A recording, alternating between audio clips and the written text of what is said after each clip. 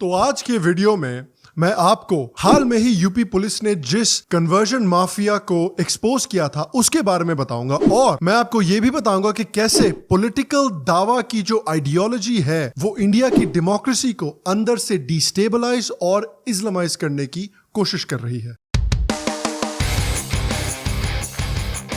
Hello Shyam Sharma show के इस episode में आपका बहुत बहुत स्वागत है। आज मुझसे जुड़ने के लिए, आज का ये एपिसोड देखने के लिए आपका बहुत बहुत धन्यवाद, और आप सबको एक सेक्युलर प्रणाम। तो हाल में ही इस्लामिक दावा सेंटर नाम के ऑर्गेनाइजेशन पर यूपी पुलिस ने एक रेड की और जहांगीर कासमी और मोहम्मद उमर गौतम नाम के दो आदमियों को एक कन्वर्जन माफिया चलाने के लिए गिरफ्तार किया। इस इन्वेस्टिगेशन में यह भी रिवील हुआ कि इस ऑर्गेनाइजेशन को पाकिस्तान के ISI और पाकिस्तान के जमात-उद-दावा जैसे इस्लामिस्ट ऑर्गेनाइजेशन से भी फंडिंग मिल रही थी। और कमाल की चीज इस सिचुएशन में यह थी कि वो किस तरह से लालच दे के लोगों को कन्वर्ट कर रहे थे। तो यंग लड़कों को ये लोग शादी का लालच दे के कन्वर्ट कर रहे थे। और भैया हमारे इंडिया के लौंडे भी इतने ठरकी हैं कि एक बार इनको 4 बीवियों का लालच क्या दे दिया, ये तुरंत कन्वर्ट होने को तैयार हो जाते हैं।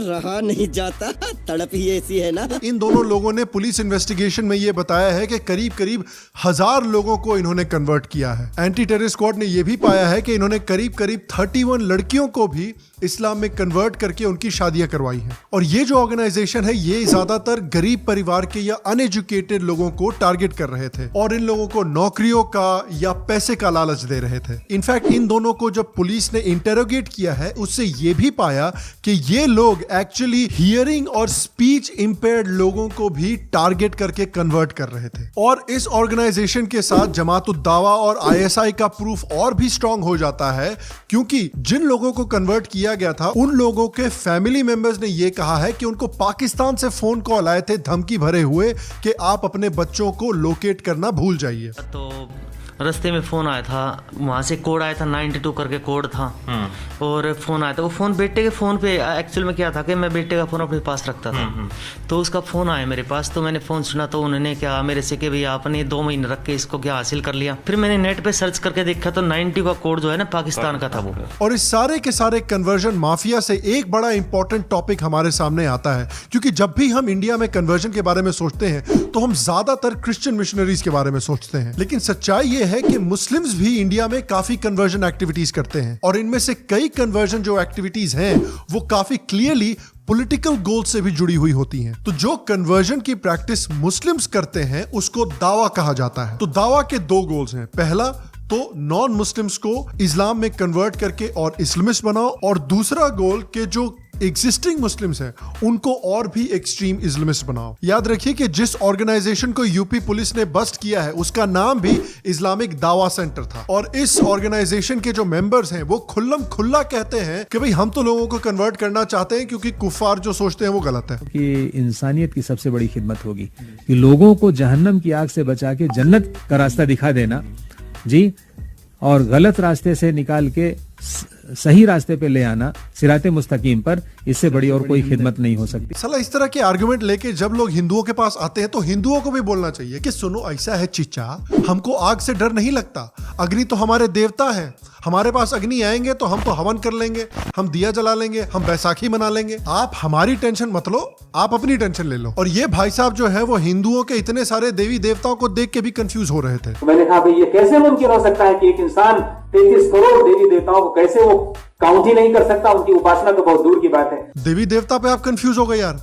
शायद ये लोग इसीलिए सफेद कपड़े पहनते हैं ताकि इनको कोई कंफ्यूजन ना हो। कहीं ये गलती से किसी कपड़े की दुकान में चले गए और इतनी सारी वैरायटी देख ली तो कंफ्यूजन के मारे इनका दिमाग ही फट जाएगा। तो अब हमें पता चल गया है कि भाई दावा होता क्या है। अब हमें पता करना है कि इस पॉलिटिकल दावा के गोल्स क्या है। एक कमाल का बहुत डिटेल्ड पेपर लिखा है दावा की पॉलिटिकल आइडियोलॉजी के ऊपर एक्स मुस्लिम एक्टिविस्ट और स्कॉलर अयान हिरसी अली ने। वो पूरा का पूरा पेपर मैंने नीचे कमेंट सेक्शन में डाल रखा है, अगर आप पढ़ना चाहते हैं तो नीचे लिंक पर क्लिक करके पढ़ सकते हैं। उन्होंने दावा के बारे में कहा है कि भाई आज के समय में जो एक्सट्रीमिस्ट मुस्लिम्स हैं वो टेररिज्म करके अपने गोल्स को अचीव नहीं कर सकते, क्योंकि भाई जो अमेरिकन और वेस्टर्न कुफार्स हैं वो तो सीधे इनका बम्बू कर देंगे। उसके ऊपर से जो इंडियन कुफार हैं उन्होंने भी कई बार इनकी पैंट उतारी हुई है जंग में। बेटा तुमसे ना हो पाएगा,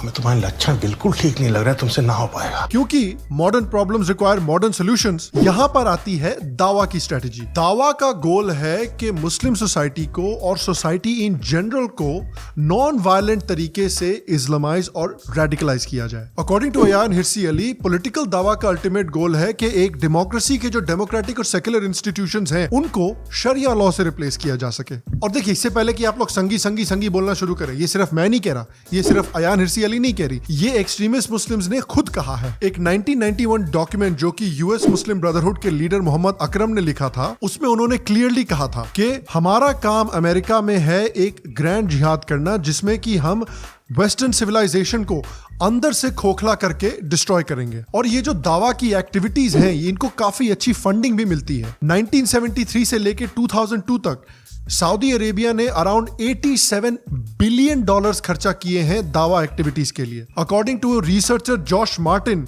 1970 से लेके मिडिल ईस्ट की चैरिटीज ने अराउंड $110 बिलियन खर्च किए हैं दावा एक्टिविटीज के लिए। तो हमें अभी तक यह पता चल चुका है कि दावा है क्या और दावा के गोल्स क्या हैं। अब हमें यह पता करना है कि पॉलिटिकल दावा किस स्ट्रैटेजी को इस्तेमाल करके अपने गोल्स को अचीव करना चाहता है। तो इनका पहला गोल है कि पूरी की पूरी मुस्लिम सोसाइटी को और सभी मुस्लिम इंस्टीट्यूशंस को और लीडरशिप को पूरी तरह से इस्लामाइज और रेडिकलाइज किया जा सके। इनका दूसरा गोल है किसी भी तरह की मुस्लिम लिबरलिज्म को पूरी तरह से डिस्ट्रॉय किया जा सके। और इस स्ट्रैटेजी में इनको नॉन मुस्लिम सेक्युलर लिबरल से भी काफी मदद मिलती है, जो सेक्युलरिज्म के नाम पे रेडिकल्स को सपोर्ट करते रहते हैं। और तीसरा स्टेप है अपने रेडिकल बेस का इस्तेमाल करके और बेवकूफ सेक्युलर लिबरल्स का इस्तेमाल करके धीरे धीरे एक डेमोक्रेटिक सोसाइटी को और उनके सेक्युलर और डेमोक्रेटिक इंस्टीट्यूशंस को रेडिकलाइज और इस्लामाइज करना। यह स्ट्रैटेजी कोई नई स्ट्रैटेजी नहीं है, यह स्ट्रैटेजी कम्युनिस्ट चाइना में भी इस्तेमाल कर चुके हैं और नाज़ीज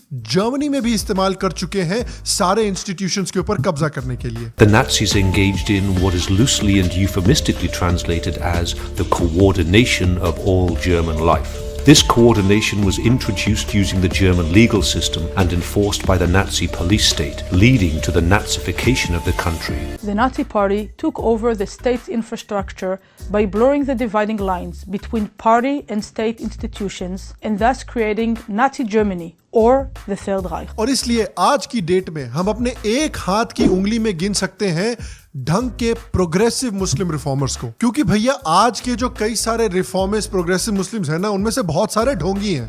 क्योंकि भाई प्रोग्रेसिविज्म के नाम पे, सेक्युलरिज्म के नाम पे ये लोग जो हैं हिंदुओं को अटैक करते हैं, हिंदुइज्म को अटैक करते हैं, खुद को कम्युनिस्ट और एथीस्ट भी बोलते हैं। लेकिन जब बात आती है इस्लाम को अटैक करने की, तब ये लोग साले सन्नी देओल से अभय देओल बन जाते हैं तुरंत। तो ये जो 3 स्टेप्स हैं, ये 3 स्टेप्स क्लियरली हम इंडिया में भी देखते हैं। इसी तरह की कन्वर्जन और इस्लामाइजेशन की एक्टिविटीज हम इंडिया में तबलीगी जमात से भी देखते हैं, जो कि इंडिया की सबसे बड़ी मुस्लिम मूवमेंट्स में से एक है। Placing the entire emphasis on proselytization or spreading the faith, which is what the literal meaning of the word tabligh means. भले ही ये फिलहाल नॉन वायलेंट तकनीक का इस्तेमाल कर रहे हो इंडिया में, लेकिन ये सिखा क्या रहे हैं अपने मदरसों में, अपने मॉस्क्स में, कि कुफार और उनका जो कल्चर है वो हमारे से नीचे है, औरतें जो हैं वो हमारे से नीचे हैं, इस्लामिक कानून जो है वो सेक्युलर कानून के भी ऊपर है, LGBTQ कम्युनिटी जो है वो बिल्कुल गलत है और हमें अग्रेसिवली दूसरों को कन्वर्ट करना चाहिए। तो इस तरह की सीख के साथ, इस तरह की सोच के साथ अगर ये लोग पावर में आते हैं तो कोई डेमोक्रेटिक सोसाइटी तो नहीं बनाएंगे ना। मतलब अगर आप स्वरा भास्कर को अपनी फिल्म में रोल दोगे तो कोई अच्छी मूवी तो नहीं बनेगी ना।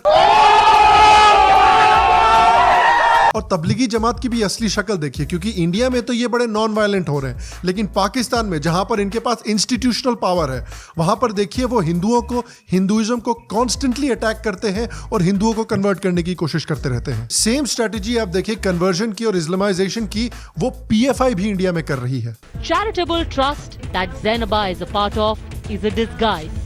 Her confession only confirms what the NIA said in its dossier on the Popular Front of India.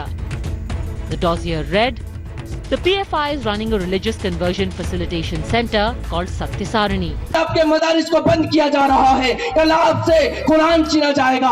अगर आज आप अपनी हिफाजत के लिए तैयार नहीं हुए तो खुदा की कसम इस मुल्क के अंदर ब्राह्मण के अलावा कोई और बाकी नहीं रहेगा। झूठ की इंतहा होती है, झूठ और मक्कारी की इंतहा होती है। इसको किसी काम पे लगाइए, इसे कोई ढंग का काम दीजिए, नहीं तो ये ऐसी झगड़े करती रहेगी। अरे मुझे तो लगा आप लोग अपलिफ्टमेंट ऑर्गेनाइजेशन थे, ये किस तरह का अपलिफ्टमेंट है भाई? ये क्या लॉजिक है? हेलो, हाँ, ओ अच्छा, ओ अच्छा, मैं समझ गया। ये पीएफआई से फोन आया था, मुझे ये कह रहे हैं कि इनके अपलिफ्टमेंट का मतलब हुआ कि हम आपको अपलिफ्ट करके भगवान के पास ही भेज देंगे। ये है अपलिफ्टमेंट इनका। और इस तरह की इस्लामाइजेशन और रेडिकलाइजेशन सिर्फ इंडिया में नहीं हो रही है, यूके में भी देखिए कई ऑर्गेनाइजेशंस हैं। फॉर एग्जांपल अंजुम चौधरी की जो अल महाजरून ऑर्गेनाइजेशन है। The new study from the Royal United Services Institute, which has accused the Al Muhajirun group of being behind a string of terror attacks both here and abroad. उसके ऊपर से UK में Sikh communities के कई members ने complain किया है कि उनकी बेटियों को, बहनों को टारगेट किया जा रहा है, ग्रूम किया जा रहा है, कन्वर्ट किया जा रहा है। तो एक बार आपने रेडिकलाइजेशन कर ली, इस्लामाइजेशन कर ली, उसके बाद आता है स्टेप नंबर 3, इन्फिल्ट्रेटिंग पॉलिटिक्स। तो क्योंकि फिलहाल तबलीगी जमात और पीएफआई जैसे जो ऑर्गेनाइजेशंस हैं वो अपने आप को सोशल अपलिफ्टमेंट ऑर्गेनाइजेशंस जैसा दिखा रहे हैं, उसके ऊपर से इन ऑर्गेनाइजेशंस का इस्लामिक सोसाइटी में भी काफी दबदबा है।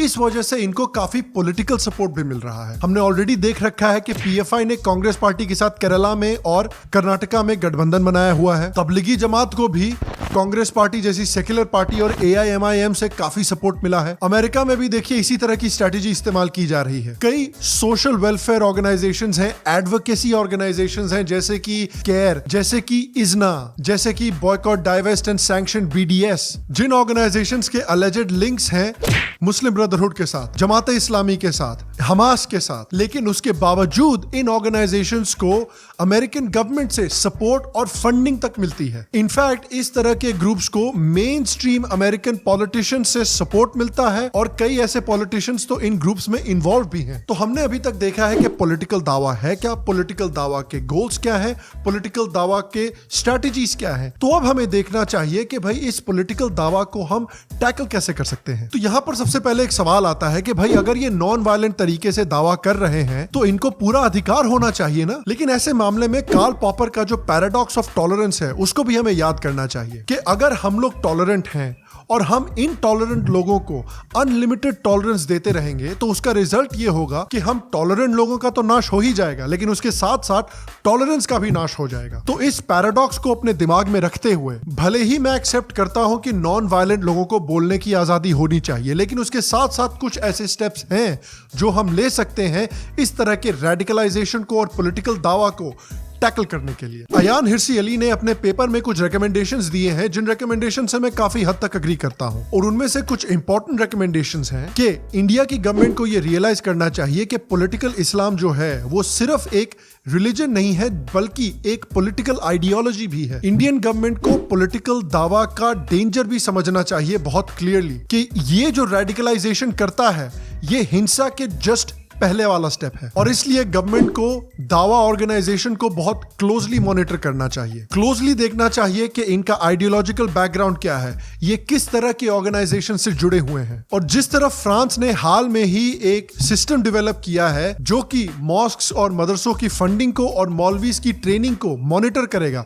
उसी तरह का सिस्टम इंडिया में भी हमें डेवलप करना चाहिए कि अगर कोई भी मॉस्क या मदरसा या मौलवी openly anti Hindu, openly anti India या openly anti democratic Islamist radicalisation सिखा रहा है तो उसको या तो डिफंड कर दिया जाएगा या गवर्नमेंट के कंट्रोल में लाया जाएगा या फिर पूरी तरह से बैन किया जाएगा। अभी मदरसे और मॉस्क जो है वो गवर्नमेंट के कंट्रोल में नहीं है, लेकिन फ्यूचर में अगर कोई भी मॉस्क या मदरसा या मौलवी रेडिकलाइजेशन सिखा रहा होगा अपने मदरसे में खुल्लम खुल्ला तो उसको तुरंत गवर्नमेंट के स्ट्रिक्ट कंट्रोल में लाया जाएगा। और फाइनल स्टेप है कि रिफॉर्मिस्ट मुस्लिम्स को पूरा सपोर्ट दिया जाए, उनको फाइनेंशियली और पॉलिटिकली सपोर्ट किया जाए ताकि उनकी जो आवाज है वो बुलंद हो और ज्यादा से ज्यादा मुस्लिम्स तक पहुंच सके। हामिद और मेहरुनिसा दलवई जैसे जो रिफॉर्मिस्ट थे इस्लाम के, वो तो इंडिया में गुमनामी में मर गए, लेकिन ऐसा दोबारा कभी इंडिया में नहीं होना चाहिए। हमें असली रिफॉर्मिस्ट आवाजें ढूंढनी चाहिए, आरफा खानूम, राणा अयूब और उमर खालिद जैसे फेक रिफॉर्मिस्ट नहीं। वो लोग वैसे ही प्रोग्रेसिव और रिफॉर्मिस्ट हैं जैसे कि ऑल्ट न्यूज फैक्ट चेकर है।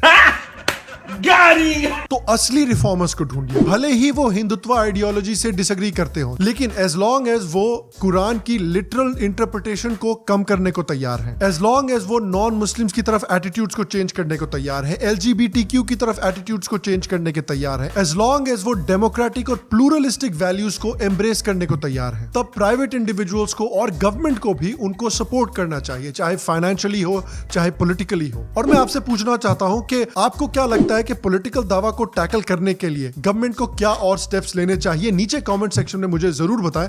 बाकी अगर आपको आज का एपिसोड पसंद आया तो प्लीज लाइक करें, शेयर करें, सब्सक्राइब करें, नीचे कमेंट करें, बेल आइकॉन को दबाना बिल्कुल भी ना भूलें। यूट्यूब पर मेंबर बने, पेट्रियन पर मेंबर बने। बाकी मैं आपको भैया अगले एपिसोड में मिलूंगा, तब तक स्वस्थ रहिए, सुखी रहिए, फिर मिलेंगे। और आप सबको एक सेक्युलर प्रणाम।